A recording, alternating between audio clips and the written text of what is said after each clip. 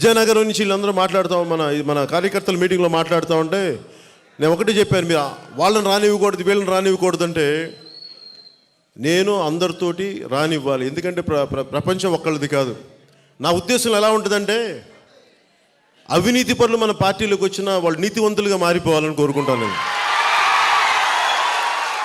అవినీతి పరులు వచ్చి అంటే నేను గంట గారిని నేనైతే ఆహ్వానించాను పార్టీలోకి, మీకు అది కూడా చెప్తున్నాను. అంటే నాకు బాగా తెలుసు ఆయన, నాకు ఆయన మీద కోపం ఇవన్నీ లేదు, కానీ ఆయనకి మనకి సరిపడదు ఆలోచన ధోరణి అంతే. కానీ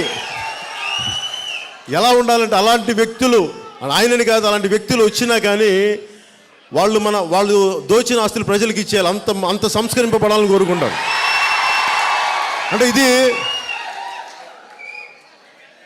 అంటే నువ్వు రాజకీయాల్లో నిలదొక్కుకోవాలంటే పక్కనే అవినీతి పనులంతా ఉండిపోయి నేను రాను, బురద ఉంది కాబట్టి బురదలో దిగనంటే నువ్వు మరి అద్భుతమైన కమలం ఎలా వస్తుంది? బురదలో నుంచే ఒక కమలం వస్తుంది, అదే భగవంతుడికి నివేదన ఇవ్వబడుతుంది.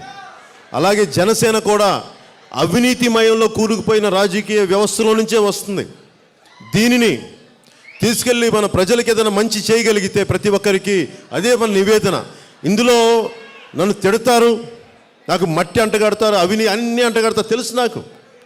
కానీ విసిగిపోయిన ఎవడో ఒకడు దిగి పోరాటం చేయకపోతే, బలంగా ఎదుర్కోకపోతే ఈ వ్యవస్థని మరింత అధోగతికి చూశారు కదా, మనకి స్పెషల్ సిట్ టీం అని చెప్పి ఇంత అవినీతి ఇంత అడ్డగోలుగా భూ కబ్జాలు జరిగితే ఎవరు మాట్లాడలేకపోయారు. ఈ రోజున నేను ఒక్కడినే వెళ్దాం ఇంకెవరితో కలవను అనుకుంటే వీగిపోతారు పోరాటాలకి.